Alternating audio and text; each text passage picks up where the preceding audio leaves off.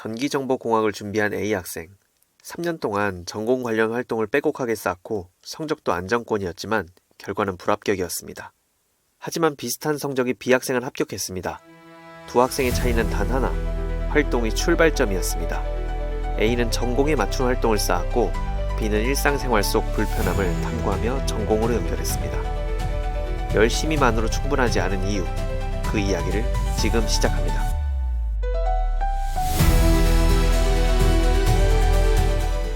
대부분의 학생들이 생활기록부 활동을 준비할 때 전공과 관련된 활동이면 무조건 좋은 줄로 압니다.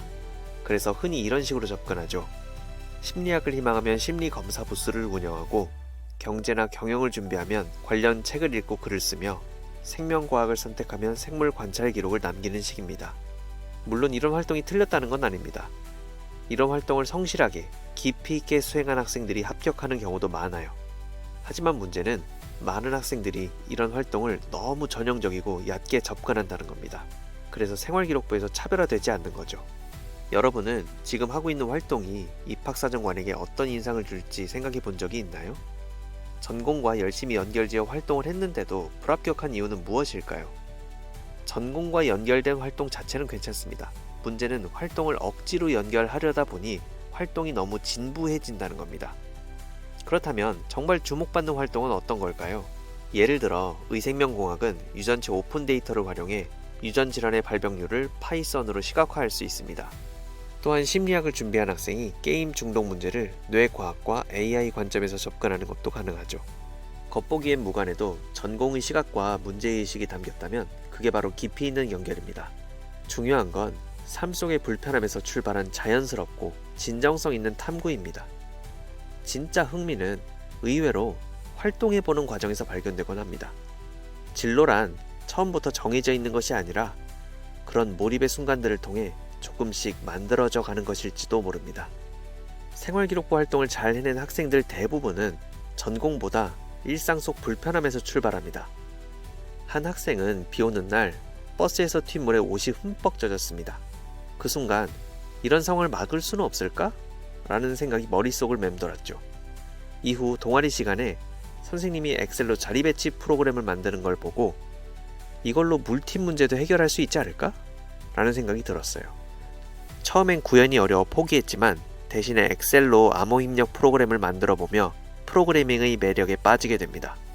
결국 이 학생은 아두이노를 활용해 물팀 방지 장치를 개발하게 되었고 서울대 전기정보공학부에 합격했습니다.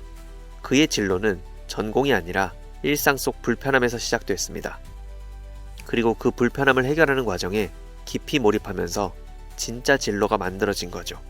학생부 종합전형 안내 책자에서 전공 적합성 대신 진로 탐색이라는 표현을 쓰기 시작한 것도 같은 맥락에서 이해할 수 있습니다. 또한 이런 사고방식은 대학뿐만 아니라 기업에서도 주목받고 있습니다.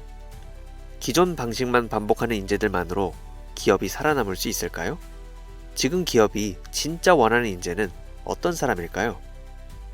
AI와 메타버스처럼 새로운 걸 만드는 시대에는 새로운 방식으로 사고하는 인재가 필요합니다. 그래서 기업의 인재를 보내야 하는 대학들도 융합적 사고와 창의적 문제 해결력을 갖춘 사람을 더욱 중요하게 생각합니다. 생활기록부 속 작은 한 줄이 입학사정관의 시선을 멈추게 만들 수 있습니다. 그렇다면 이런 활동을 어떻게 시작하면 좋을까요? 디지털 융합설계 프로젝트는 전공에 얽매이지 않고 여러분이 일상생활에서 겪은 불편함이나 궁금한 문제를 디지털 기술로 해결해보는 경험 기반 프로젝트입니다. 너무 특별하거나 거창할 필요 없어요. 버스 앱의 도착 시간이 자꾸 틀리는 문제, 어르신들이 횡단보도를 다 건너기엔 너무 짧은 신호시간, 비 오는 날의 미끄러운 복도, 에너지 낭비가 심한 교실의 환경, 이런 일상의 불편함도 훌륭한 출발점이 될 수 있습니다. 그런 다음 전공 가이드북을 보면서 불편함을 어떤 방식으로 해결할 수 있는지 고민해 보는 거예요. 삶에서 마주친 문제를 출발점으로 삼고 그걸 해결하는 과정에서 전공의 시각과 방법론을 활용한다면 훨씬 더 진정성 있고 깊이 있는 탐구가 가능하죠. 그래서 전공 가이드북은 여러분의 출발점이 아니라 문제를 해결할 때 참고할 수 있는 도구 상자입니다.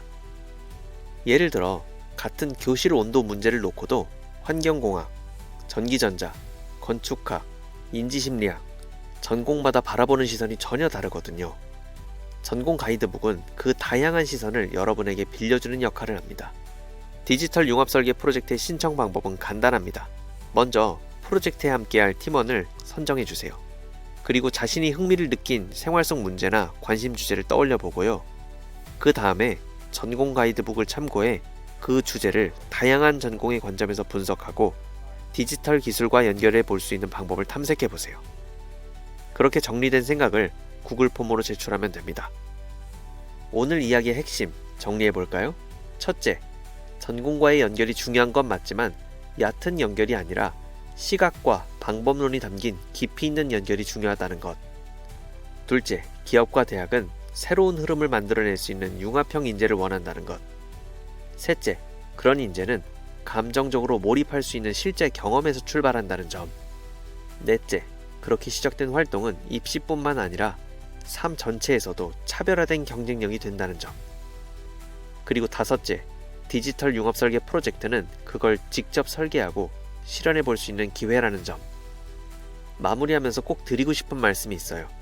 이 영상을 보고 계시는 여러분들 중에는 이미 전공과 연계된 활동을 꾸준히 해온 분들도 있을 거예요. 그 활동이 진정성 있게 이루어졌다면 그 자체로도 충분히 좋은 결과를 만들 수 있습니다. 지금까지 해온 활동을 갑자기 바꾸라는 이야기가 아닙니다. 이 영상은 또 하나의 관점을 제시할 뿐이에요. 여러분을 응원해주시는 선생님들과 함께 지금까지 걸어온 길도 분명히 의미가 있는 여정이었을 겁니다. 그러니 괜한 불안을 느끼거나 당황하지 않아도 괜찮습니다. 서로 다른 방향의 활동들이 공존할 때 우리는 더 깊은 탐구, 더 나은 사회로 나아갈 수 있다고 믿습니다. 지금 여러분에게서 시작된 작은 호기심 하나가 대학, 진로, 그리고 삶 전체를 바꿔놓을지도 모릅니다. 혹시 지금 떠오른 불편함이 있다면 댓글로 남겨주세요. 그게 바로 여러분의 시작점이에요.